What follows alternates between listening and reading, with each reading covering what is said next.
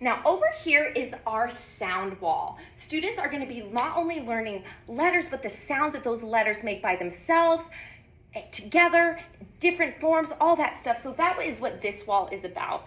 Some of them are locked because we have not learned about them yet. And when we do, they get unlocked. It's going to be really fun. In addition to that, there are pictures of students making the sound, the mouth formation of the sound. And every student is going to have an opportunity to be a sound master. And if they are the sound master of that sound, their picture is going to replace the one up here. This area right here is going to be our sensory table. Right now, I have colors where students are going to take little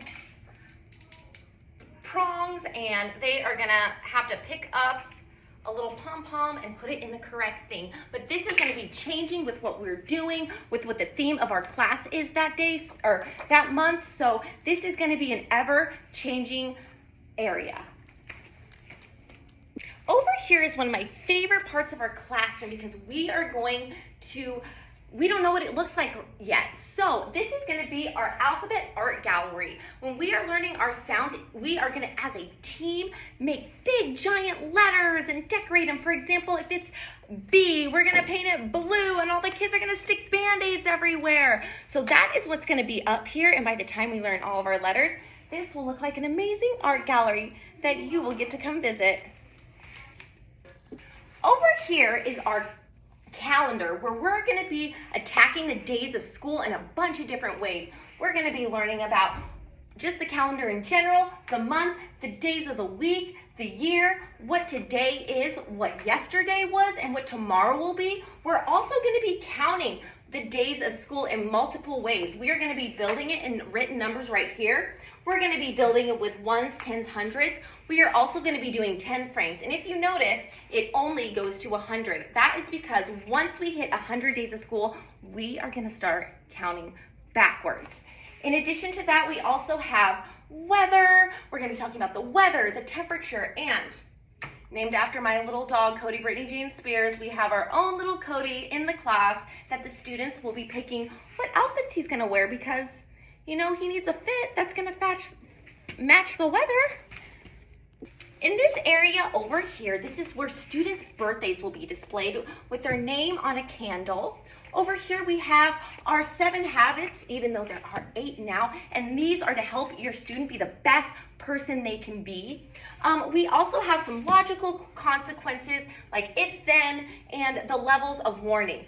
Our students are also going to be coming together and creating our own class rules and signing a contract, and that is also going to be displayed here.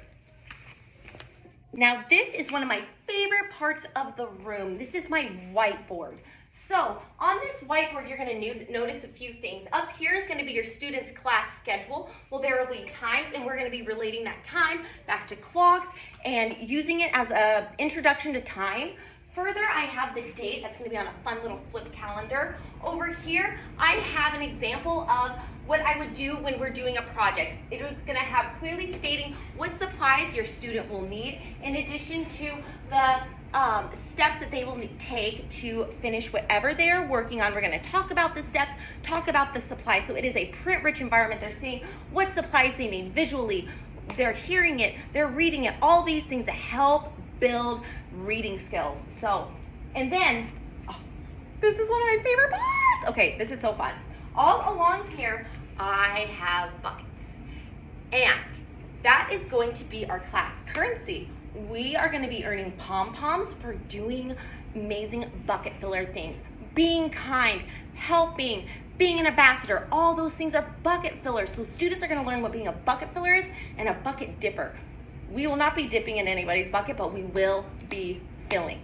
And every Friday, everyone's going to count how many pom-poms they have from their bucket, and that will translate to our class store. I have a really fun, I have like a class pet situation going on with like the coolest little 3D pets, and we're gonna get them, and they are gonna have a little house for them, and they're gonna be able to like buy fences and a TV and magazines, all that fun stuff.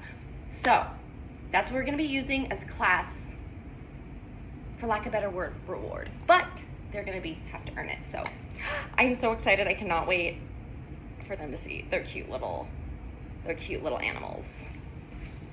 All right, now tucked away in this little corner is a couple of really fun things. So first things first, there is this cute little table that your student will be sitting at. This is gonna be the writer area. So I do things in rotations, and students will be getting to come here and having pictures available to them. They are gonna start learning how to write. This is gonna be changing often. They're gonna have new prompts. It is gonna be so much fun, so they'll have this really extra great spot to have that independent practice. And it's gonna have all the tools set up, visuals set up for them to succeed. And further, I have this right here. This is gonna be for anchor charts that we make as a crew. And how fun is this? This is empty right now, but I am going to print out a picture of every single book we read. So by the end of the year, this is gonna be filled with like all the books we read. So fun. And this is my Promethean board. It is currently not working, but it will. And on here, I have clearly stated hand signals. So if your child needs to use the restroom, go to the nurse, needs help, anything like that, they will be able to let me know in a discreet way what they need from me. And yeah, this is gonna be, we're gonna go over what these are, and they are gonna be using these to help communicate, and yeah, it's just gonna make this class vibe real easy. Okay, I lied. Maybe this might be my favorite part of the room. So this is, get my smartboard out of the way. This might be my favorite part of the room. Hold on, let me turn it. Okay, I don't know. I just want you to see this grass wall. Anyway, this thing has been the bane of my existence a little bit. Anyway, this is our classroom library. It seems a little bit small, but that is on purpose. I'm going to be changing out these books every 3 weeks. I noticed from my background in special education, when students got tired of that book section, that is when behaviors arose. So all these books are going to be switched out. They're always going to find something new and fun to read. And when we do our read alouds, I mean, how fun! And look at this. Let's read. Let's read. Also, over here, it also is going to be our calm down corner. So I have all these strategies set up visually to help your student learn how to self-regulate and go through those big emotions. I also have different tools for them to use to help them calm down. Sensory, breathing stuff. Again, naming your problem. What can we do to fix it? So we are going to be teaching all that, and that's going to be a lot of fun. And then one of my I keep saying all these places are my favorite, but this might be my real favorite. My family wall. So our classroom is a family, and I want you and your family to be represented in here. So if you go on a special trip to Disneyland, have a fun dinner together, take a picture making cookies together, anything like that, send it to me. I will print it out. It will go on our family wall. So this, by the end of the year, I hope is just filled with memories that our class has made with their family that they get to bring in and share. And I just love